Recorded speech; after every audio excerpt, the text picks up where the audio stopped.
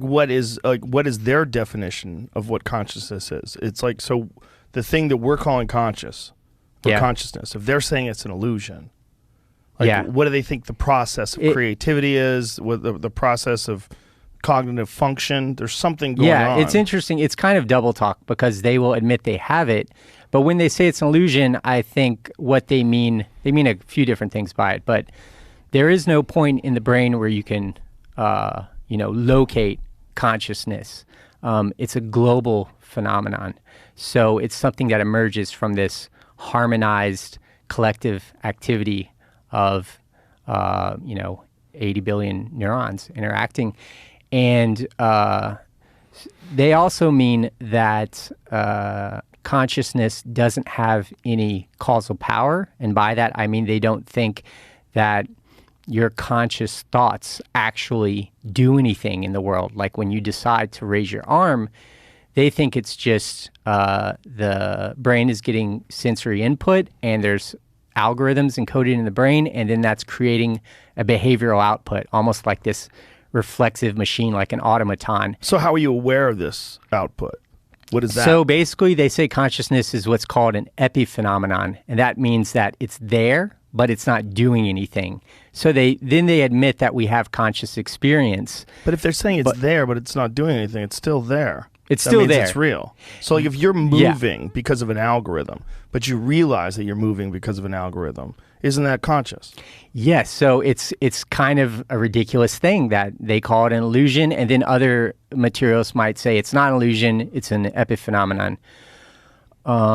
So yeah, there's lots of confusion there. But the question about so let's say we all accept consciousness in the practical way of talking about things. Let's say we accept consciousness as in human beings, without the double talk. Yeah. What if we go back to single-celled organisms, do we believe that they were conscious?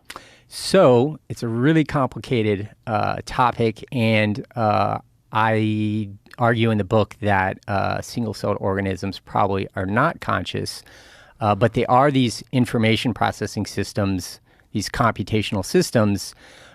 So they do have some type of intelligence or cognition. You see a difference in the way any living system behaves compared to an inanimate system like a rock or a trash can. Those things don't do anything. If you see a rock move, it's because like a gust of wind pushed it. Right, but couldn't the same be said for trees? Except you're looking at slow motion, you actually do see them move. Well, you see so them grow. Trees. I'm arguing that the difference between life and non-life is that living things are these information processing systems, and that would apply to trees too.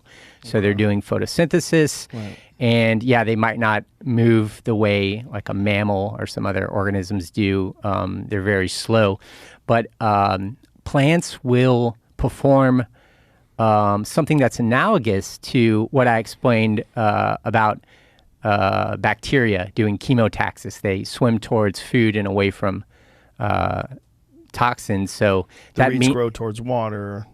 Exactly. Allocate it's resources. called heliotropism. Yeah. So a plant will track the sun in the sky.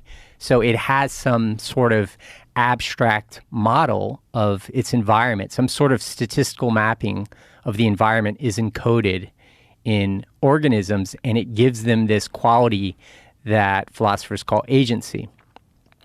And so agency is kind of the defining characteristic of life. Living systems pursue goals, intrinsic survival goals, while inanimate systems don't. So consciousness is an integral part of living systems. Yes, but you can have living systems, I'm arguing, without consciousness. That consciousness probably emerges with brains. What do you say about the way plants react to things, the way they react to predation, the way they react to even the sound of predation? Do you know about those studies? So they're definitely intelligent. They're definitely communicating using electrical signals and chemical signals. But that doesn't necessarily mean that they're having a conscious experience. So do you think that plants have this actual subjective perspective? Is there an observer there experiencing something, or is it a system that philosophers call a zombie system?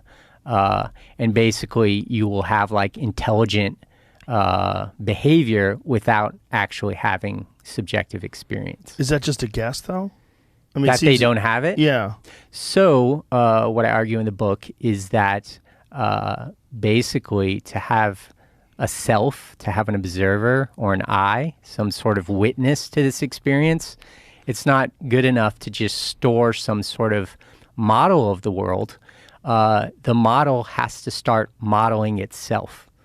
And that brains create mental models of the world, but in that process, the individual and the brain is part of that world. So then it starts to model itself, and it's this phenomenon of the system kind of looking back on itself that creates a witness to experience, an observer.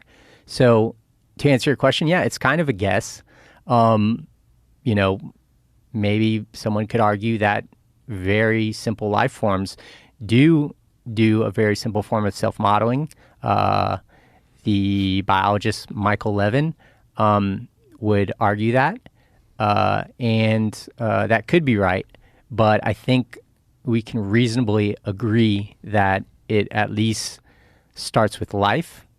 But I do think it probably, requires some more sophisticated information processing, modeling machinery, and that it's most likely to be in systems with brains.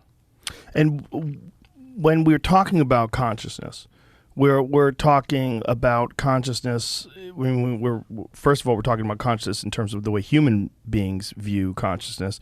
But when you get into other animals, at what point? I mean, is it a function of avoiding predation or becoming predators? Is it a function of foraging for food? Like, what is it that enables consciousness to emerge? Yeah, so it's all those things. So an organism must be able to anticipate events in the environment if it's going to survive. And it must be able to, as we said, like capture energy if it's going to evade this tendency towards disorder. And so it has to model the world. Right. And consciousness is a mental model. So if you close your eyes, you can imagine yourself in this room. You can zoom out and you can see the whole building. You can zoom out and imagine how Earth looks from outer space. You can imagine your friend and what kind of personality they have, what jokes they tell. So you've modeled all of these things in the world, and you've even modeled other modelers. And it's this modeling that is necessary that leads to the phenomenon of consciousness. So when you're talking about consciousness in the universe, do you think that consciousness is a property of the universe that enables things to happen? Do you think that there's a reason why we have this incredibly advanced version of what we accept as consciousness? Like, are we designed for something? Are we building towards something? As the universe gets ever and ever more complex, are we a part of that? Because this is like a part of the whole system? Yeah, so I guess it depends on what scale you want to talk about. You can talk about the brain emerging and consciousness emerging to model the world, to find solutions to these survival problems.